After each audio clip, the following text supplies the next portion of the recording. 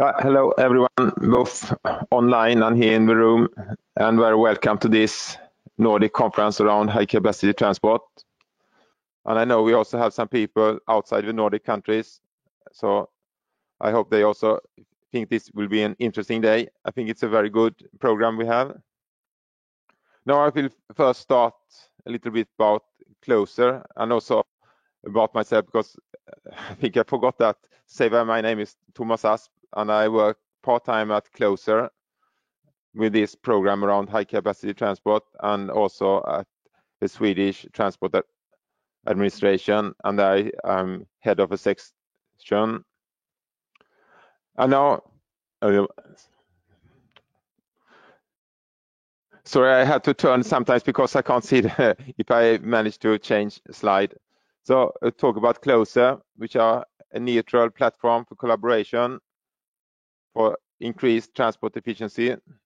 And now, this year we also have changed a little bit because we had more thematic areas. Now we have 4. So both this long-haul multimodal transport, which includes high-capacity transport.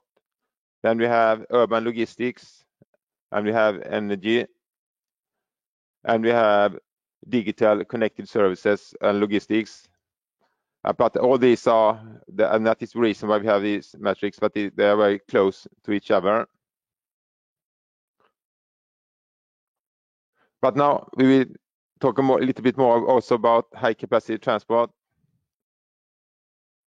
And this program is, we have 10 different work packages, which are different persons or organizations who are responsible for.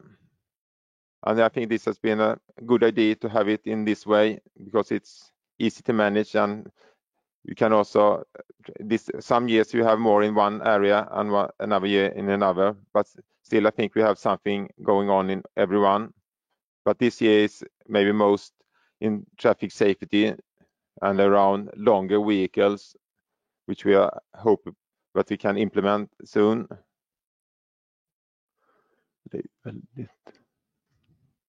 And here's shortly, and I think this is similar to what we said last year, that what we have done so far about dimensions in Sweden.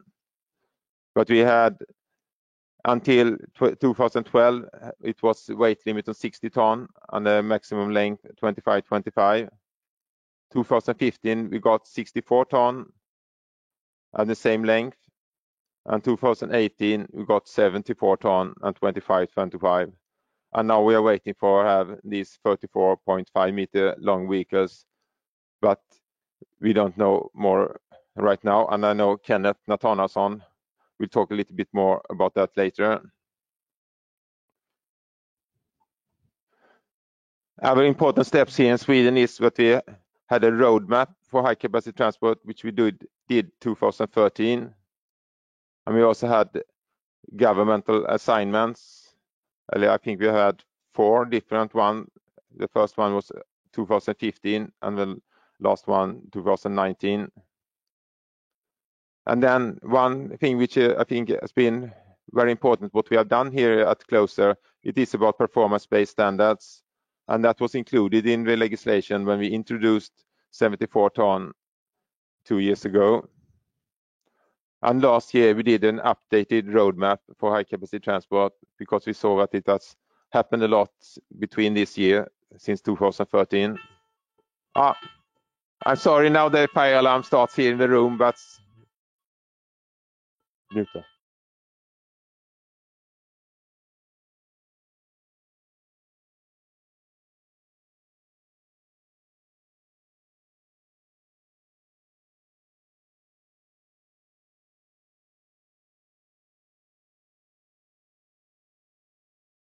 now I'm back again. Now the fire alarm was in the room, so we had to mute my microphone. So I go back to today's program, and I think we start a little. Oh, sorry.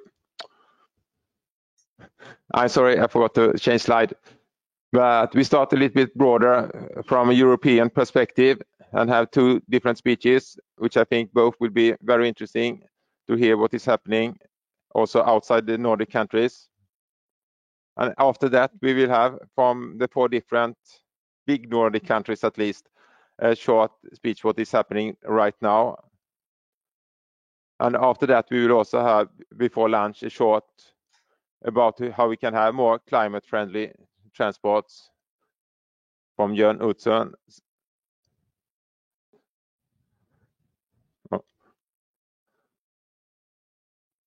And then it will continue with from a transport lab. Scania has had a long transport from between Södertälje and Netherlands, and this will be on the mostly on the Swedish part of that trip where we have used dual trailer. And then we will have 4 different speeches from Finland because they are way ahead of most of the other countries introducing high capacity transport. So it's both about how they have solved this and also good ideas how you should use this in best way. So I think it will be very good for us to know. And then we will also have 2 Swedish both about transports in cities, because even in cities, even if they are not very big or very long, they are still bigger or heavier than which is allowed right now. And I think there is a lot of possibilities in this area. And then also we have intermodal transports of wood chips in Södertälje, which is also interesting how we can work for rail and road and also see how we can use them together to be more climate friendly. And the last will be, and that is I think not least, a speech about Autofreight, the project we have in Gothenburg, between Gothenburg and Borås, and how we can together, if we have these big vehicles, you need to also find a way to build them up. And this horizontal collaboration here, I think is very interesting, and also other parts of that will be very good and interesting to hear about.